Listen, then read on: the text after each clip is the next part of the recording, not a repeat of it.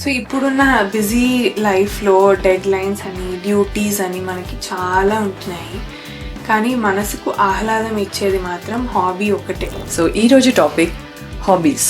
Hobbies అంటే చాలా మంది టైం వేస్ట్ అనుకుంటారు కదా, అది నిజమేనా?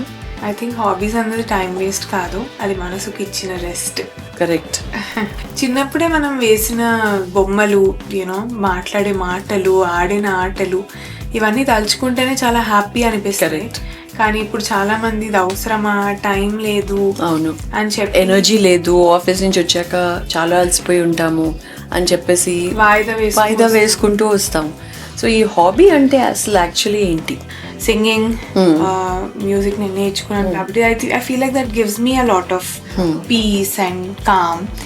స్ట్రెస్ తగ్గిస్తుంది ఇండైరెక్ట్ గా. Hobbies are always stress busters. And confidence పెంచుతుంది. వెన్ యూ నో దట్ నాకు ఒక స్కిల్ వచ్చు అంటే అది డెఫినెట్ గా నీకు ఎక్కడో ఒకటి ఉపయోగపడుతుంది. And confidence booster also. Correct. And more than anything screen time తగ్గిస్తుంది, ఎస్పెషలీ ఈ టైమ్ అండ్ ఏజ్ లో.